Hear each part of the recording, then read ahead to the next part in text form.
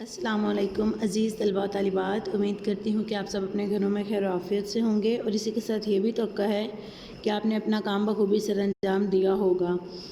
چلتے ہیں آج کے تدریسی سلسلہ کی طرف اور سب سے پہلے آپ اپنی ڈائری دیکھیں گے۔ جی تو یہ ہے آپ کی تاریخ کی ڈائری۔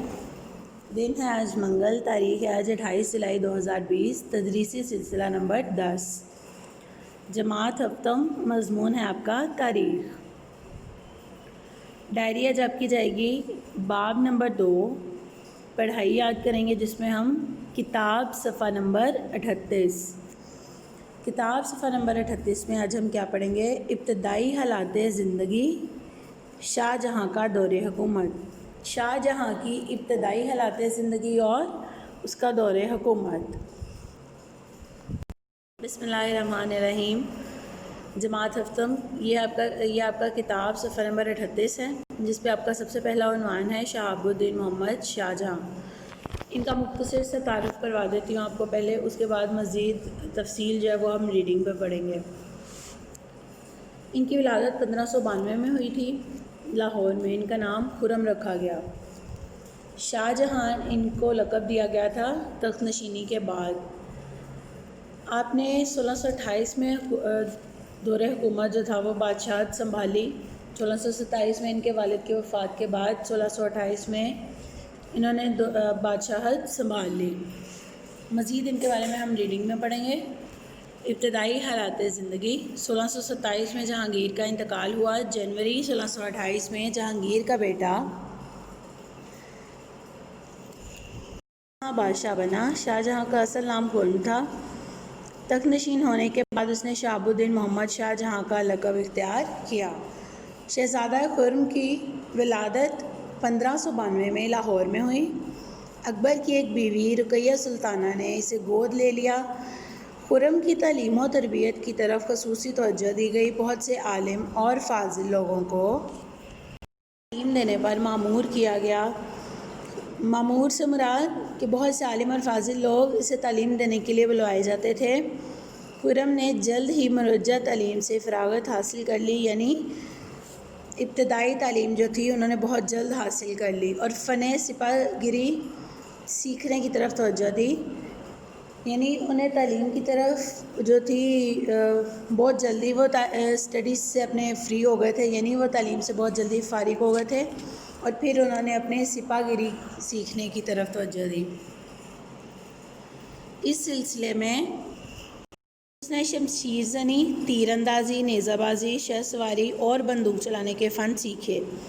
شمشیر زنی ہوتا ہے تلوار چلانا، تیر اندازی تیر چلانا، نیزہ بازی، نیزہ کبھی آپ نے دیکھا ہوگا شاید کتابوں میں یا پھر میں بھی آپ میں سے کسی نے ریئلٹی میں بھی دیکھا ہو۔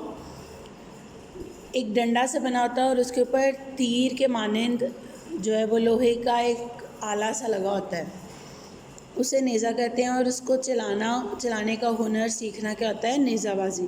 شاہ سواری یعنی سواری کا ہنر اور بندوق چلانے کے فن کو سیکھا۔ جوانی میں ہی اس کی غیر معمولی صلاحیتوں کی شہرت ہو گئی، یعنی غیر معمولی صلاحیتیں اس سے مراد ہے شمشیر زنی، تیر اندازی، نیزہ بازی وغیرہ جو عام معمولی لوگ جو تھے وہاں کے، وہ اتنی جلدی اتنا سارا فن نہیں سیکھ سکتے تھے، اس لیے ان کے جوان ہوتے ہی جب انہوں نے اتنا سب فن اور ہنر ایک ساتھ سیکھنا شروع کر دیا تو ان کی شہرت کے چرچے ہر جگہ ہونے لگے۔ 1610 میں خرم کی پہلی شادی ہوئی اور 1612 میں اس کی دوسری شادی ارجمند بانو سے ہوئی، جس کے بعد اسے ممتاز محل کا خطاب ملا۔ آپ نے کبھی دیکھا ہے آگرہ کا تاج محل جو ہے وہ بہت مشہور ہے، وہ تاج محل شاہ جہاں نے اپنی بیگم ممتاز محل کے لیے بنوایا تھا۔ انہی دنوں اسے ولی عہد کے لیے مخصوص جاگیر ملی۔ شہزادہ خرم نے جہانگیر کے عہد میں نہایت اہم نوعیت کی مہمات سر کیں۔ ان میں میواڑ کے راجہ کو عطیت پر مجبور کرنا اور دکن میں احمد نگر کے حاکم کو مغل دشمنی سے باز رکھنا شامل ہیں۔ جہانگیر بھی شہزادہ خرم کی صلاحیتوں کا معترف تھا اور ہر لحاظ سے اس کی حوصلہ افزائی کرتا تھا۔ یعنی وہ اب ہمیں کیا بتا رہے ہیں کہ شہزادہ خرم جو کہ شاہ جہاں کے نام سے مشہور تھے، ان میں اتنی صلاحیت تھی کہ انہوں نے اپنی جو مہمات یعنی جو جنگیں لڑیں وہ انہیں جیتا بھی۔ ان میں مشہور جو تھیں میوار کے راجا کو اطاعت پر مجبور کرنا، یعنی انہوں نے ان کو اپنی حکمرانی کی اطاعت پر مجبور کر دیا تھا۔ دکن میں احمد نگر کے حاکم کو مغل دشمنی سے باز رکھا۔ یہ ان کے مشہور کارناموں میں شامل ہیں۔ اس کے بعد ہمارا جو دوسرا پوائنٹ ہے وہ ہے شاہ جہاں کا دور حکومت۔ شاہ جہاں کا دور حکومت، مغلیہ دور کا سنہری زمانہ۔ اب وہ ہمیں کیا بتا جانا ہے کہ شاہ جہاں کا دور حکومت جو تھا وہ مغلیہ دور کا ایک سنہری زمانہ، یعنی گولڈن ٹائم جسے ہم بولیں گے کہ بہت ہی اچھا زمانہ گزرا۔ وہ کیسے؟ وہ ہم ابھی ریڈنگ میں پڑھ رہے ہیں۔ شاہ جہاں کا دور حکومت مغلیہ دور کا سنہری زمانہ کہلاتا ہے کیونکہ اسے ایک وسیع اور خوشحال ریاست ورثے میں ملی تھی۔ ریاست میں امن و امان تھا۔ شاہ جہاں ایک پڑھا لکھا اور سلجھا ہوا انسان تھا۔ وہ ایک فرض شناس اور جفاکش حکمران تھا۔ فرض شناس مطلب کہ جو راجا جو ہے وہ بخوبی اپنے فرائض جو ہے انہیں سر انجام دینا، اچھے سے ان کی پیروی کرنا جانتا ہو، اپنے فرائض کو اچھی طرح سے نبھانا جانتا ہو۔ وہ اعلیٰ انتظامی سلطنت، نظم و نسق اور عدل و انصاف کے لحاظ سے دوسرے حکمرانوں سے بہتر تھا۔ یعنی وہ اب ہمیں کیا بتا رہے ہیں کہ سلطنت کا انتظام، سلطنت میں نظم و نسق یعنی نظم و نسق اور عدل و انصاف، کسی کے ساتھ بھی بے انصافی نہیں ہوتی تھی، سب بالکل مساوات کے اصول پر چلتے تھے، اس لحاظ سے وہ دوسرے حکمرانوں سے بہت بہتر تھا۔ آگے آ جائیں آپ کا کتاب صفحہ نمبر 39۔ یہ ہے آپ کا کتاب صفحہ نمبر 39۔ شاہ جہاں کے دور حکومت میں صنعت و حرفت، تجارت، فن تعمیر اور علم و ادب میں بہت ترقی ہوئی۔